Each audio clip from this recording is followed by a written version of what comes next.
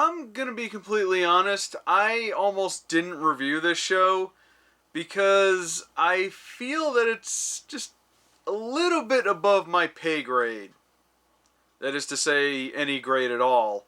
I feel like I'm very unequipped to comment on a lot of the things they talk about in this show, but I decided to give it a try anyway, so here goes. So Midnight Gospel is an animated series on Netflix that was very highly anticipated, and it's because it was created by Pendleton Ward, who most people know as the creator of Adventure Time. Anyone who's seen Adventure Time knows that Pendleton Ward has quite an active imagination, which I think is a very good thing to have if you're a cartoon creator. And this show was looking very weird and trippy, and I think a lot of people were very curious about it. And it premiered on April 20th, 420, and the tagline for the show was, "It'll all make sense on 420." And I'll admit, this show wasn't exactly what I expected it to be, though I don't really know what I was expecting in the first place, to be honest with you.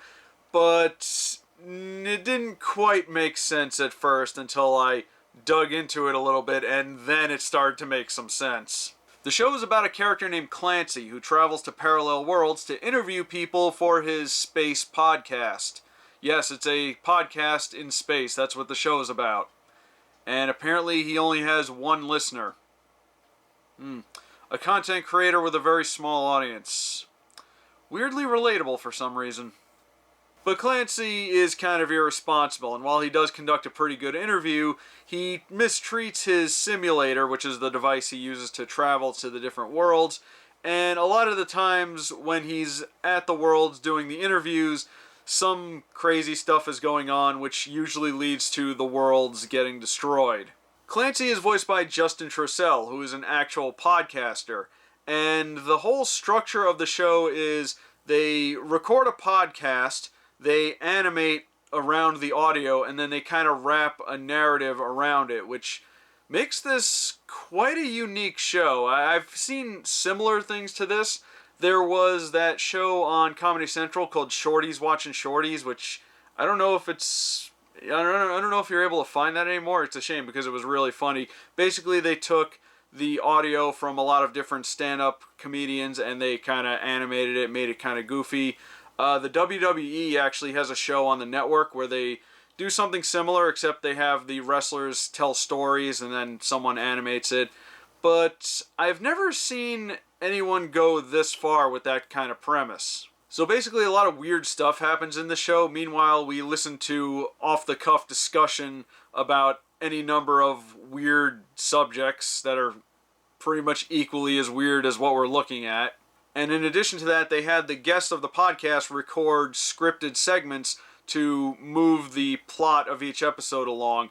And you can expect a lot of weird stuff like battling a zombie apocalypse while having a casual discussion about recreational drug use. And this is where I had my concerns about reviewing the show, because I am not qualified to talk about anything that they were discussing, because they go into stuff like I said, recreational drug use, meditation, love, death, a lot of philosophy, existential stuff, magic. They talk about magic and a whole bunch of other new age things. I do have my opinions on a lot of the things that they were talking about, but I'm not entirely closed-minded, so I did find a lot of what the guests were saying very interesting. Visually, the show is quite impressive. There was a lot of interesting, really surreal-looking designs, very good use of color. The animation wasn't the best. It was very noticeably jittery at times, but it wasn't really anything that held the show back, in my opinion. There was also kind of an outside story going on with this show, mostly focusing on Clancy and why he's doing what he does. They didn't really go into a whole lot of it, but there's definitely pieces there that you can probably fit together and figure out why he's doing the things he's doing. And of course, this is an adult cartoon, but thankfully it wasn't really as typical as a lot of other adult cartoons. There was a lot of cursing, and of course they talked about, more mature subjects like drugs.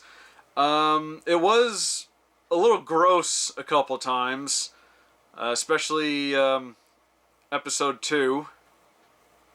Friggin' meat clowns.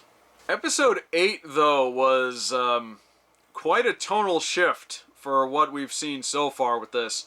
I won't spoil anything, but let's just say it was quite a gut punch. But I really did enjoy this show. It goes to some very weird places. And if anybody knows anything about Pendleton Ward, if you've seen Adventure Time, you know that he seems to have a thing for weird existentialism, and this show definitely brings that. I will give the show a recommendation, and it's only 8 episodes long, so it's not really much of a slog to get through. And in fact, this is one of those shows that you probably just put on in the background just to listen to because, well, it's based on a podcast, so there you go. Although, I do feel like you'd be doing a disservice to not, watch it as well, to see all the weird, interesting things that they animated to the audio. Though based on how things ended, I'm wondering if there will be a second season to this. It does seem to be very popular right now, so I'd imagine they'd want to maybe try to do another season of it. But I'm not entirely sure how they would get to that, but then again, this show is really weird. But let's just say, if they give it a second season, I'm definitely going to be interested. But that's all I got for Midnight Gospel. Leave a comment below and let me know what you thought of it. My name is Rob, and have a wonderful day.